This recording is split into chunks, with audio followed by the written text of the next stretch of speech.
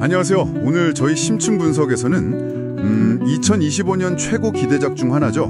네, 바로 한국 드라마 메스를 든 사냥꾼입니다. 저희 앞에 이 심층 분석 보고서가 있는데요. 이걸 토대로 당신이 꼭 알아야 할 정보만 딱 뽑아보겠습니다. 네, 오늘의 미션은 그러니까 이 드라마의 독특한 설정, 또 인물, 그리고 왜 이렇게 기대가 큰지 그 이유를 좀 명확하고 재미있게 풀어보는 거죠. 그렇죠. 자, 그럼 바로 시작해볼까요? 네, 일단 기본 정보부터 말씀드리면 장르는 범죄 심리 스릴러고요. 아, 스릴러? 네, 호러랑 서스펜스 요소도 좀 있고요. 공개는 2025년 6월 16일 U+ 모바일 TV랑 디즈니 플러스 동시 공개입니다. 동시 공개군요. 네, 보고서에서 가장 먼저 주목하는 건 역시 파격적인 핵심 줄거리예요.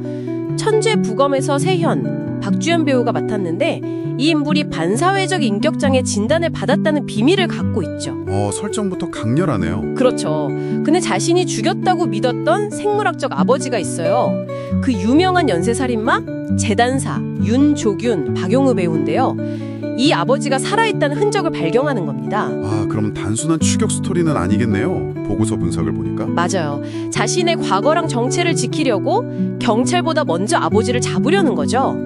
일종의 치명적인 추격전이 벌어지는 거예요. 거기에 또 다른 인물이 끼어들죠. 강훈 배우가 맡은 강력계 팀장. 네, 정정현 팀장. 이 인물은 인간 본성은 선하다고 굳게 믿는 캐릭터예요. 이 세 사람이 얽히면서 진짜 예측 불가능한 상황으로 흘러간다고 분석하고 있습니다. 기존 장르 문법을 좀 비트는 그런 설정이네요.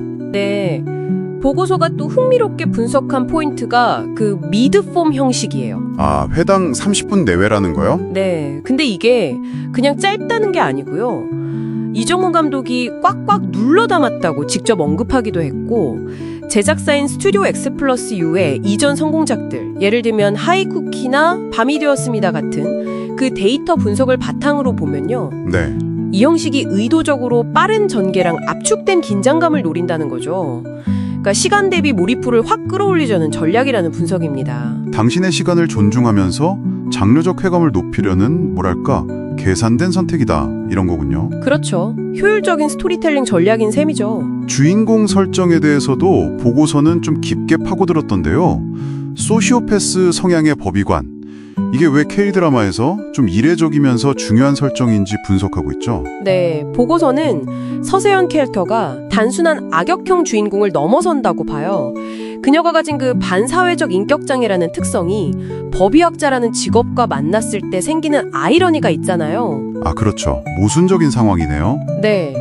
그리고 선악의 경계가 좀 모호한 인물을 통해서 시청자에게 윤리적인 질문을 던질 가능성이 높다고 평가하고 있어요. 16세 관람가 등급도 이런 복잡하고 깊이 있는 묘사를 위한 필수 장치로 보고 있고요. 아버지와의 관계, 이것도 보고서가 주목하는 핵심 갈등 축이던데요. 맞아요. 배우 본인이 피로 이어진 애증관계라고 언급하기도 했고, 또 박용우 배우는 딸을 향한 삐뚤어진 집착을 사랑이라 믿는 아버지라고 했죠. 보고서는 이 관계가 그냥 선악 대결 구도가 아니라 인간관계의 가장 어둡고 뒤틀린 단면을 파고드는 핵심 동력이라고 분석합니다. 예고편 대사 중에 집에 온 걸 환영해 내 딸, 이 대사가 있었는데 그게 딱 이 분석을 뒷받침하는 상징적인 대사로 인용되었더라고요. 네, 그 대사 하나만으로도 긴장감이 확 느껴지죠. 배우들 연기 변신에 대한 분석도 흥미로웠어요. 그쵸. 일단 청룡신인상 수상자인 박주연 배우가 이 복잡한 캐릭터를 어떻게 소화할지 기대치가 상당히 높고요. 또 박용우 배우는 헤어질 결심 같은 작품에서 보여준 내공이 있으니까 단순한 살인마가 아니라 뭔가 뒤틀린 신념을 가진 복합적인 악역을 만들어낼 거라는 예측이 담겨 있습니다. 강훈 배우도 역할 때문에 6kg 증량하고 경찰 자문까지 받았다고 하던데요. 네, 그런 노력이 정정현 캐릭터가 가진 순수한 신념, 그리고 아마 후반부에 있을 변화를 설득력 있게 그려내기 위한 장치로 보고서는 분석하고 있습니다. 제작진에 대한 신뢰도도 언급이 있었죠. 원작 소설 자체가 출간 전에 영상화가 확정됐다는 건 그만큼 스토리가 탄탄하다는 증거로 보고 있고. 네, 맞아요. 특히 이정훈 감독의 참여가 중요하게 분석되는데요. 기생충, 부산행 같은 작품에 참여했던 경험이 있잖아요. 네, 그렇죠. 장르물 베테랑이죠. 그 경험이 이 드라마의 심리적인 깊이나 스릴러로서의 완성도를 보장해 줄 거라는 분석입니다. 세밀한 연출을 기대하게 만드는 거죠. 글로벌 기대감도 상당하던데요. 칸 국제 시리즈 페스티벌 초청에 디즈니 플러스 동시 방영까지. 네, 그게 단순은 배급 성과 이상의 의미로 해석돼요. 보고서는 이걸 통해서 한국 콘텐츠가 로맨스나 사극 외에도 더 어둡고 복잡한 심리 스릴러 장르로도 국제적인 경쟁력을 갖기 시작했다는 증거로 보고 있습니다.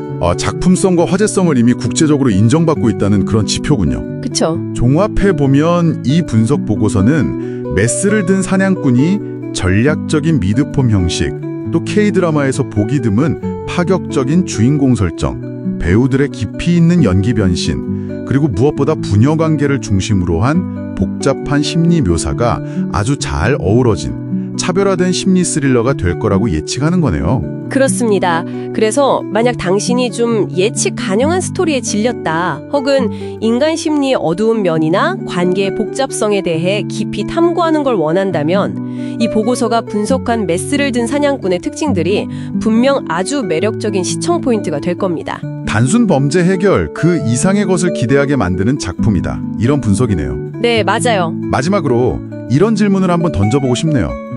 보고서 분석처럼 주인공 서세연은 아버지를 쫓는 사냥꾼이잖아요. 근데 동시에 자신의 본성이나 비밀로부터 도망치는 사냥감 같은 면모도 보이거든요. 그렇죠. 양면성이 있죠. 과연 이 드라마는 사냥이라는 행위 그 자체에 대해서, 어쩌면 쫓는 자와 쫓기는 자의 그 경계에 대해서 어떤 근본적인 질문을 우리에게 던지게 될까요? 이 질문을 한번 마음에 품고 드라마를 기다려보는 것도 흥미로울 것 같습니다.